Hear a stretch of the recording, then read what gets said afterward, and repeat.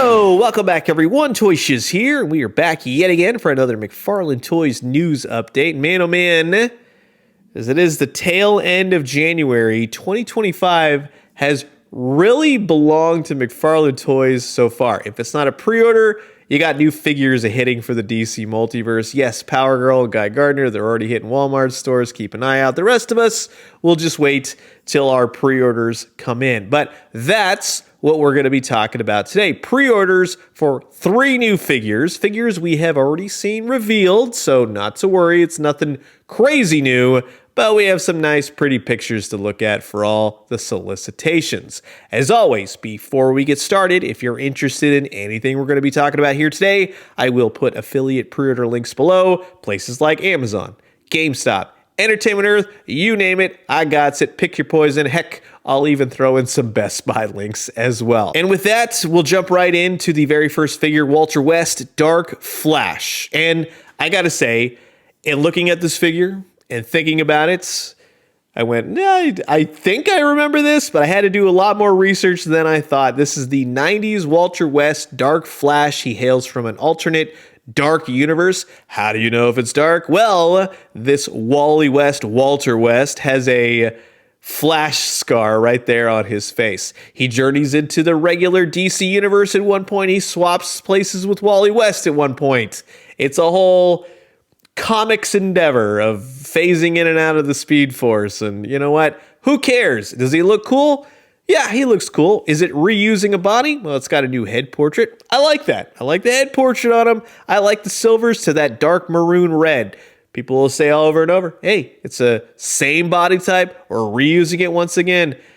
The crotch pocket diaper doesn't look great. That's what I'm going to say. I don't think that it really matches all too well. It doesn't break up the sculpt enough to usher in like it's a full bodysuit. Usually when you have a belt, something like that to kind of differentiate between what he's wearing, it works. This case, no, not really. Do I like the colors? Yes. Do I like what they got going on? It's just a reused body. You got a new character out of it. You got the same type of Speed Force effects. Those are humdrum. So this one is kind of like you don't really need it.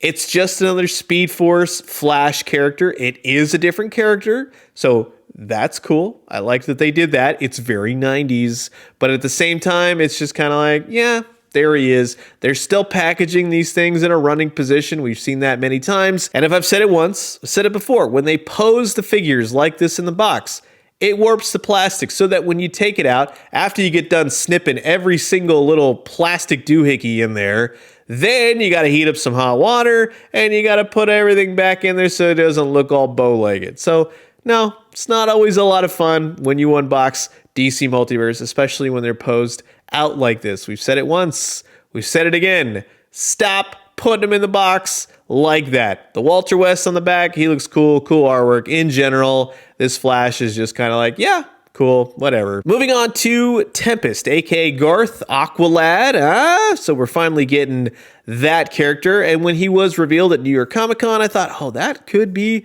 really cool. And well, I was sadly mistaken because you look at the comic book art here and you think, oh man, you could have kind of swirly water effects and really make this figure cool. And then you get this. And it looks like they don't talk about Bruno no anymore. The water effects are very humdrum. That head portrait is doing no one any favors. It looks like the Prince of Persia. Does it fit with Garth? Does it fit with Tempest? No, not really. For me, no. I think of it as something entirely different. This is just no thanks. The rest of the body, the tattoos, it's just all kind of like, yeah, there it is. It's not exciting. It's not anything to get, oh wow, I'm all jazzed up. I can't wait to get Tempest. And I know a lot of people out there are going to be saying the opposite. They're going to go, hey, you know what? What's wrong with this figure? There's nothing wrong with it. But that's the point of all of it. It's just to talk. It's to have a conversation, discussion.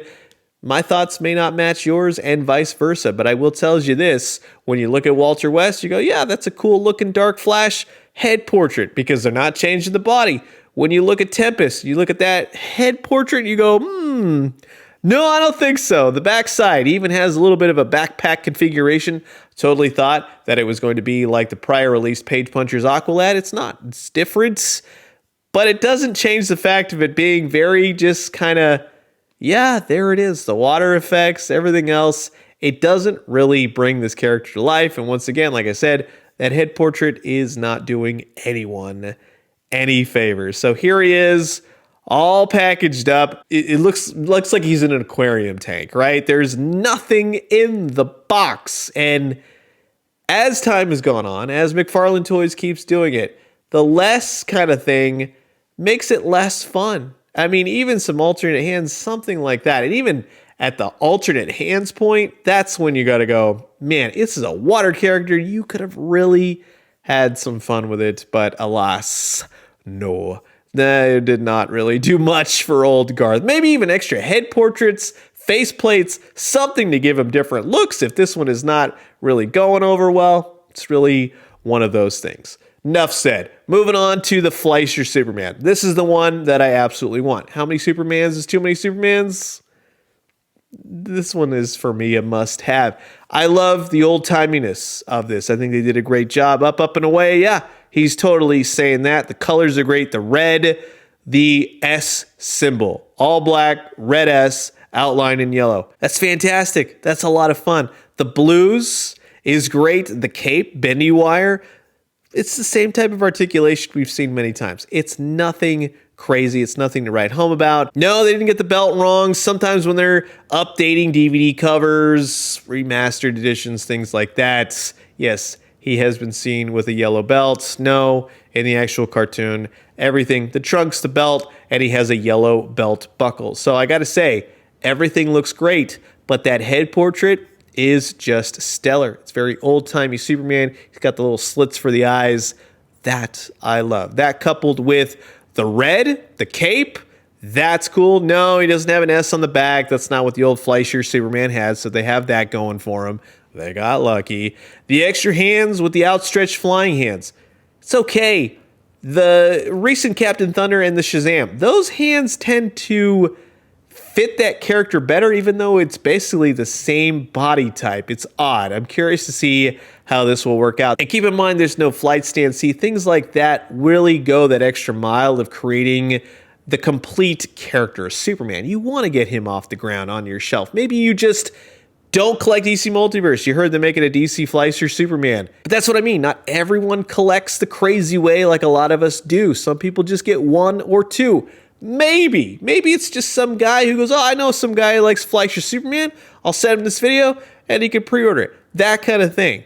But in totality, I'm very excited. But I would have loved to have seen some powers, something like that. Maybe some heat vision, some super breath, something like that. Because that would have just made it that extra campy Fleischer Superman feel. And I would have loved to have seen that. More powers across the board. I bring that up all the time with Marvel Legends. So you get to see the weird hands all packaged up in the box, just floating there.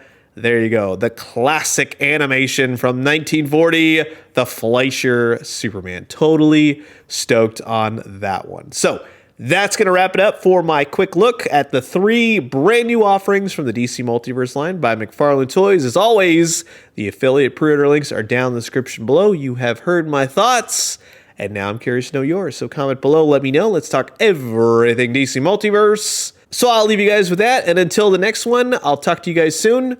Adios.